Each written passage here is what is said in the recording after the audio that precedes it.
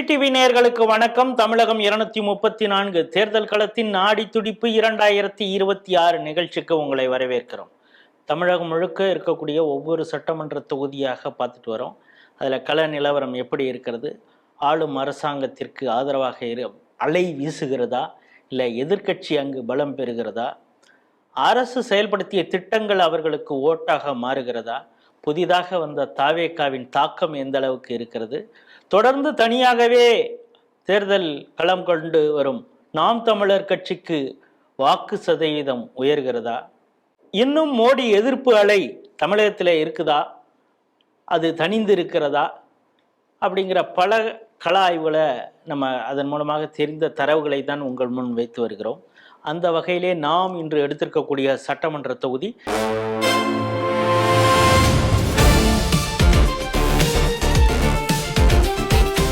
கன்னியாகுமரி மாவட்டத்தில் இருக்கக்கூடிய கிள்ளியூர் சட்டமன்ற தொகுதியை எடுத்திருக்கிறோம்.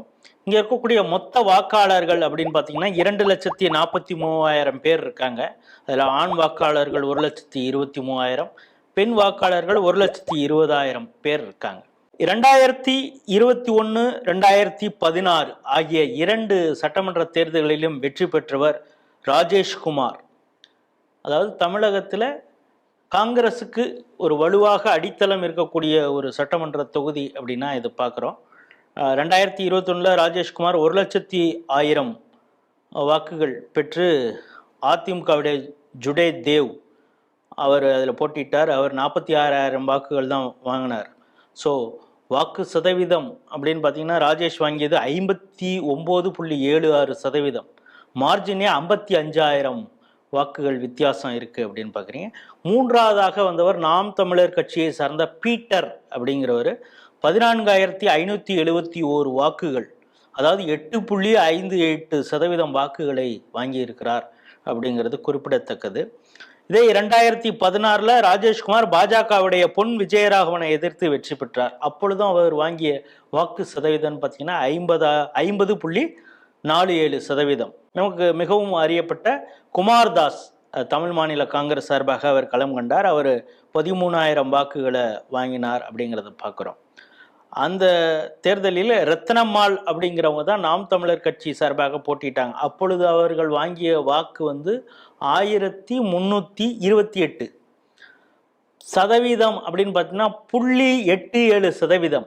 ஆனால் 2021 அவருடைய வாக்கு சதவீதம் 8.58% அப்படிங்கிறத நம்ம புரிஞ்சுக்கணும். நாம் தமிழர் கட்சிக்கு இங்கே தொடர்ந்து ஒரு வளர்ச்சி இருக்கிறது இந்த தொகுதியில் அப்படிங்கிறத பார்க்குறோம்.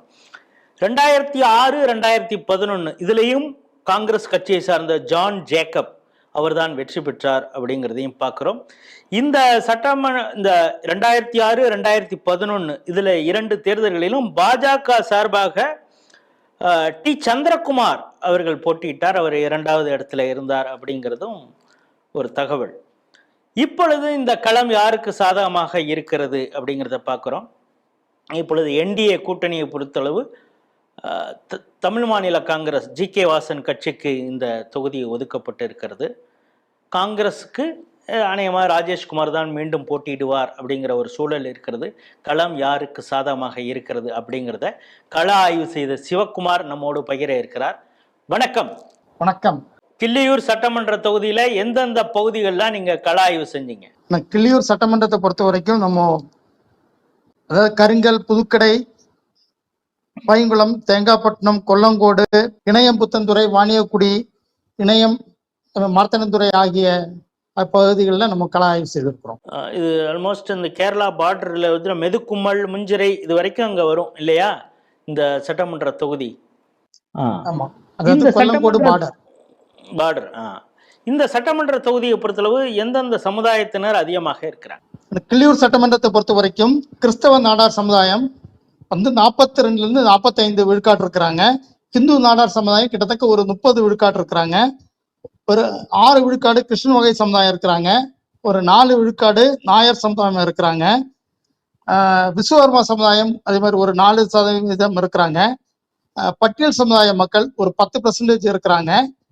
அடுத்து மலைவாழ் மக்கள் ஒரு 3% இருக்கிறாங்க. இவங்க எந்தெந்த பகுதிகள்லாம் இருக்காங்க? இப்ப கிறிஸ்தவ நாடார்கள்னா எந்தெந்த பகுதியில ரொம்ப டென்ஸ்லி பாப்புலேட்டடா இருக்காங்க? ஹிந்து நாடாரும் கிறிஸ்துவ நாடார்களும் தொகுதியில பரவலாக இருக்கின்றார்கள். எல்லா பகுதியிலுமே பரவலாக இருக்கின்றார்கள். அதே மாதிரி ஆர்சி மீனவர்கள் இங்க இருக்கின்ற மீனவ கிராமமான வாணியக்குடி, இணையம், இணையம்புத்துறை, இந்த மாதிரி பகுதிகளில், மார்த்தாண்டத்துறை, இந்த மாதிரி பகுதிகளில் அவங்க வந்து கம்ப்ளீட்டாவே ஆர்சி மீனவர்கள் இருக்கிறாங்க. இது போக கிருஷ்ணன் வகை சமுதாயம் வந்து பாலப்பள்ளம், கிள்ளியூர், திப்புரமலை போன்ற பகுதிகளில் கிருஷ்ண வகை சமுதாயமும், கொல்லங்கோடு அந்த பகுதிகளில் நாயர் சமுதாயம் அதிக அளவில் இருக்கிறாங்க. அதே மாதிரி மலை வேடவர்கள்,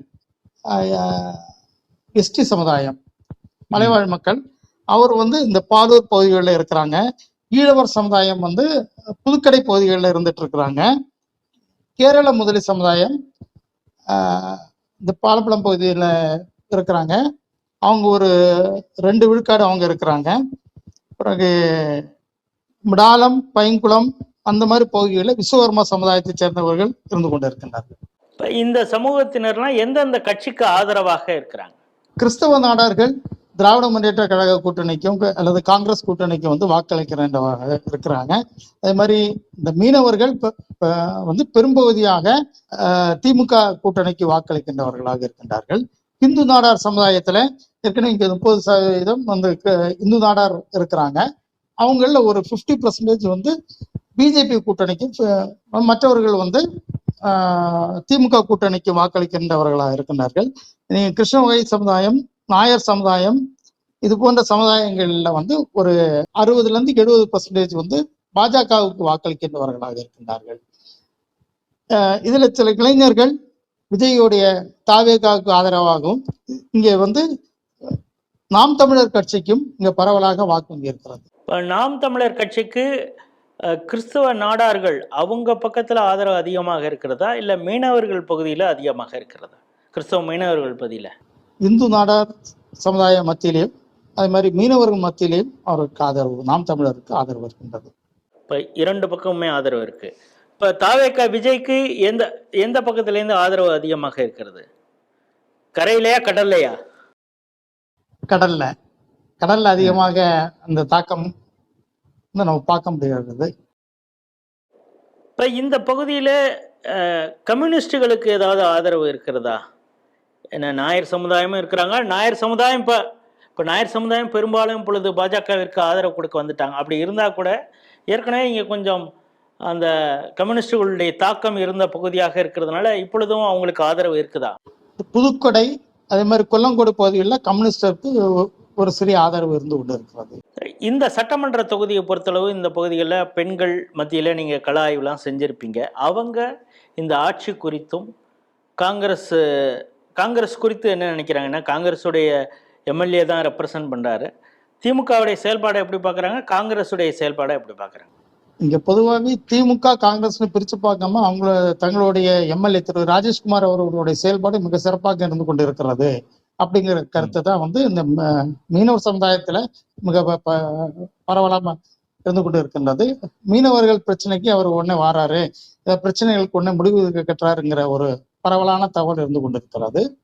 பிறகு இங்க மீனவர்களுக்கு கிடைக்க வேண்டிய இந்த மானிய விலையில கிடைக்கிற மண்ணெண்ணெய், பெட்ரோல், இந்த மாதிரி விஷயங்களுக்கு ஏற்பாடு பண்றது, காணாமல் போகின்ற மீனவர்களை கண்டுபிடிப்பதில் துரிதம் காட்டுகிறார்.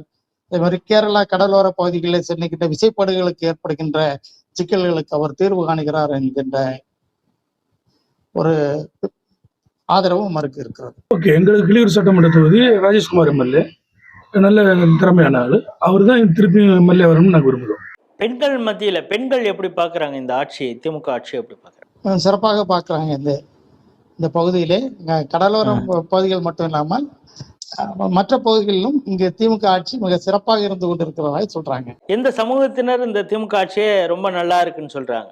கிறிஸ்தவ நாடார் சமுதாயம், இந்து நாடார் சமுதாயம் இந்த ஆட்சி சிறப்பாக இருந்து கொண்டிருக்கிறதாக சொல்றாங்க.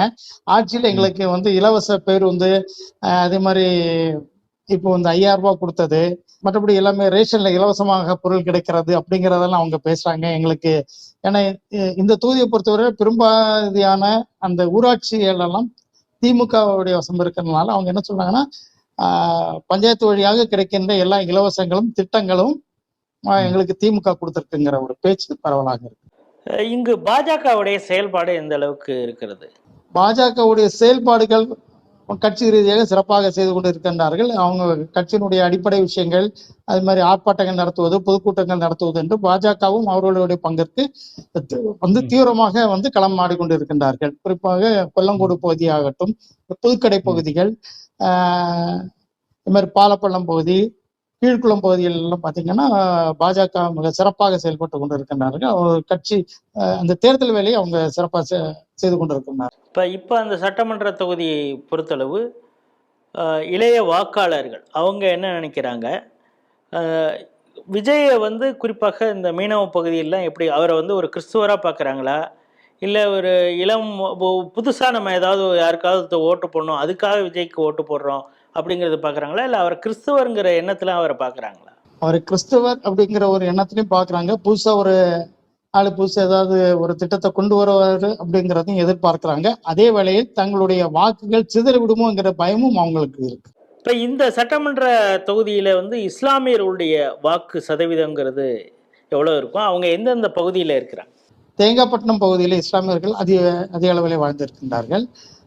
அது மாதிரி கருங்கல்ல இருக்கிறாங்க. ஆனால் அவங்கள திமுகவுக்கு ஆதரவான ஒரு நிலைப்பாட்டில் இருக்கிறாங்க.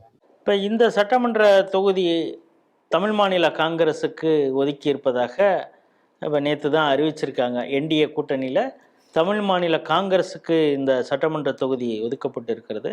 அதே நேரத்தில் அவங்களுடைய சின்னம் அப்படிங்கிறது தாமரை, அந்த சின்னத்தில் தான் போட்டியிட போவதாக சொல்கிறாங்க. இந்த பக்கத்துலலாம் இந்த கடற்பகுதியில் சொல்கிறது பூ சின்னம் தான் கொடுத்துருக்காங்க தமிழ் மாநில காங்கிரஸுக்கு. ஸோ உங்கள் பூவுக்கு எந்த அளவுக்கு இப்பொழுது ஆதரவு இருக்கும்? அதாவது தமாக நின்னா கூட அவங்க தாமரை சின்னத்தில் நிற்கிறதுனால எந்த அளவுக்கு ஆதரவு இருக்கும்? அவங்க தமாகவின் சார்பில் வேட்பாளர் அறிவிக்கப்பட்டாலும் அவங்க இப்போ பிஜேபி கேண்டிடேட்டுங்கிற ஒரு மனநிலையில தான் பார்க்குறாங்க. இந்த தொகுதியில பெரும்பாலானவர்கள் இண்டி கூட்டணிக்கு சாதகமாக இருக்கிறனால அந்த கண்ணோட்டத்தோடு தான் பார்க்குறாங்க. தமாகவில் இங்கே பெரிய செல்வாக்கான தலைவர்கள் அதிகமாக இல்லை. அவர்களுடைய கலப்பணி இல்லாதனால அது தமிழ் மாநில காங்கிரஸ்க்கு ஒரு பின்னடைவை தான் ஏற்படுத்தும். இந்த சட்டமன்ற தொகுதியில் இருக்கிற குமார்தாஸ் போன்றவர்கள் ஒரு ஸ்ட்ராங்கான ஆட்கள்லாம் காங்கிரஸில் இருந்திருக்காங்க. அதுக்கப்புறம் தமிழ் மாநில காங்கிரஸ்லேயே அவங்க போட்டிட்டாங்க.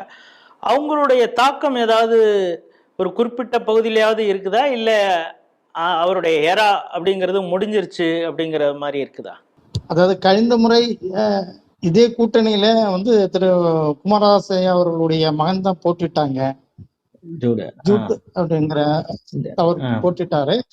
அதனால அந்த ஒரு தாக்கத்துல இல்ல. இங்க திமுக, அதிமுக அல்லது பாஜக அந்த ஒரு கண்ணோட்டத்தை தான் போயிட்டு இருக்குது. இங்க மத்திய அரசுடைய திட்டங்கள் எந்த அளவுக்கு போய் சேர்ந்திருக்குது? ஏன்னா இப்ப நீங்க பெரும்பாலான பஞ்சாயத்துகள் திமுக வசம் இருக்கிறதுனால மத்திய அரசுடைய திட்டங்கள் எந்த அளவுக்கு போய் சேர்ந்திருக்கு? மத்திய அரசுடைய திட்டங்கள் இங்கு பெரும்பகுதிகளில் சிறப்பாக போய் சேர்ந்து இருக்கிறது. ஆனால் அது மத்திய அரசினுடைய திட்டம் என்று போகாமல் மாநில அரசினுடைய திட்டங்கள் என்று மக்களுக்கு போய் சேர்ந்து இருக்கிறது. குறிப்பாக சில பகுதிகளில் மீனவ சகோதரர்கள்ட்டெல்லாம் பேசும்பொழுது அவர்கள் அந்த ஒரு கண்ணோட்டத்தோடு தான் அவர்கள் பார்த்து கொண்டிருக்கிறாங்க. அந்த ஜல்ஜீவன் திட்டம் எல்லாம் மாநில அரசினுடைய திட்டங்கள் அப்படின்னு தான் இப்போ மக்கள் நினைச்சிட்டு இருக்காங்க. ஒரு காலகட்டத்தில் இங்க கிள்ளியூர் சட்டமன்ற தொகுதியெல்லாம் கூட, குறிப்பாக மீனவ பகுதியெல்லாம் கூட பாஜக சுவர் எழுத்து கூட எழுத முடியாத அளவுக்கு அங்கே உள்ளேயே விட மாட்டாங்க அப்படிங்கிற ஒரு சூழலாம் இருந்தது. இப்பொழுது மீனவ பகுதியில் பாஜகவுக்கு எந்த அளவுக்கு ஏற்பு இருக்கிறது? இப்பொழுது பாஜகவிற்கு மீனவ பகுதிகளிலே கொஞ்சம் செல்வாக்கு இருந்து கொண்டு இருக்கின்றது. குறிப்பாக அதாவது வெளிநாடுகளிலே போய் சில சிக்கல்களிலே மாட்டுகின்ற மீனவர்களை சிறப்பாக ஊருக்கு பத்திரமாக அழைத்து வருவது, வெளிநாட்டிலே ஏதாவது விபத்திலே காலமானவர்களை உடல்களை மீட்டு வருவதிலெல்லாம் மத்திய அரசினுடைய அந்த செயல்பாடு இருக்கிறதுனால அதை வைத்து கொண்டு அவர்கள் புரிந்தவர்கள் மத்திய அரசுக்கு ஆதரவாக இருக்கின்றார்கள். இந்த சட்டமன்ற தொகுதியை பொறுத்தளவு காங்கிரஸ் எம்எல்ஏ இதெல்லாம் தேர்தல் வாக்குறுதியாக சொன்னாரு, இதையெல்லாம் செய்யவில்லை அப்படின்னு ஏதாவது குற்றச்சாட்டு அந்த பகுதி மக்கள் சொல்றாங்களா? இல்ல, மக்களுக்கு தொகுதி எம்எல்ஏ மேல ரொம்ப சிறப்பான ஒரு அபிப்பிராயம் இருக்கிறது. எங்களுக்கு இந்த ஆட்சி மாறணும் அப்படிங்கிற ஒரு எண்ணம் இருக்கு. ஆனால் எம்எல்ஏ மாறக்கூடாது அப்படிங்கிற ஒரு எண்ணத்துல தான் அவங்க இருக்கிறாங்க. ஆட்சி மாறணுங்கிறது எந்த பகுதி மக்கள் சொல்றாங்க? காங்கிரசுக்கு வாக்களித்தவர்களா? காங்கிரசுக்கு வாக்களித்தவர்கள் ஆட்சி மாற வேண்டும், ஆனால் எம்எல்ஏ வந்து கூடாது அப்படிங்கிற எண்ணத்துல இருக்கிறாங்க. கன்னியாகுமரி மாவட்டம் கிள்ளியூர் சட்டமன்ற தொகுதியிலே ஸ்ரீ டிவி நடத்திய கள ஆய்வு, நமக்கு கள ஆய்வுக்கு உதவியாக சிவகுமார் அவர்கள் இருந்திருக்கிறார். அவர் பல்தரப்பட்ட மக்களையும் சந்தித்து கள ஆய்வு மேற்கொண்ட பொழுது பெண்கள், இளைஞர்கள், எல்லா சமுதாயத்தை சார்ந்தவர்களையும் மீட் பண்ணியிருக்கார். அவங்க சொல்றது என்னன்னா, இங்கு தமிழகத்தில் ஆட்சி மாற்றம் வரணும் அப்படின்னு கூட ஒரு சில பேர் சொல்றாங்க. யாருன்னா அவங்க வந்து ட்ரெடிஷ்னலாக காங்கிரஸுக்கு வாக்களித்தவர்கள். அவங்களே என்ன சொல்றாங்கன்னா, ஆட்சி மாற்றம் வேணும், ஆனால் எங்களுக்கு எம்எல்ஏ மாற தேவையில்லை. ராஜேஷ்குமார் அவர்கள் சிறப்பாகவே செயல்பட்டு இருக்கிறார், எங்களுடைய தேவைகளை அவர் பூர்த்தி செய்திருக்கிறார். குறிப்பாக மீனவர்கள் அவங்களுக்கு இருக்கக்கூடிய விஷயங்களை எல்லாம் உடனே அவர் அட்ரஸ் பண்ணிடுறாரு, அவரை எளிதாக சந்திக்க முடிகிறது அப்படிங்கிறது மாதிரியான மக்கள் கருத்தை சொன்னாங்க. எம்எல்ஏ எங்களுக்கு மாற வேண்டாம், ஆனால் ஆட்சி மாற வேண்டும் அப்படிங்கிற கருத்தையும் அவங்க சொல்றாங்க. அப்படின்னா எம்எல்ஏ மாறாமல் எப்படி ஆட்சி மாறும்னு நமக்கு தெரியல, இருந்தாலும் அந்த கருத்தை அவங்க சொல்லியிருக்கிறாங்க. மக்கள் என்ன சொன்னார்களோ அதைத்தான் உங்கள் முன் வைக்கிறோம். நம்ம யாருக்கும் ஆதரவாகவோ இவங்களுக்கு வேணும்னே நமக்கு இவங்களை பிடிக்காது அப்படிங்கிறதுக்காக எதிர்கருத்தை நம்ம சொல்ல, மக்கள் என்ன சொன்னார்களோ அதைத்தான் சொல்கிறோம். உள்ளது உள்ளபடி நாம் சொல்கிறோம். அந்த வகையிலே கிள்ளியூர் சட்டமன்ற தொகுதி இப்போது வரை காங்கிரஸ் கட்சிக்கு மிக சாதகமாக இருக்கக்கூடிய ஒரு தொகுதியாக இருக்கிறது அப்படிங்கிறதா நம்முடைய கள ஆய்வு சொல்கிறது. மீண்டும் வேறொரு சட்டமன்ற தொகுதியில் சந்திப்போம். நன்றி, வணக்கம்.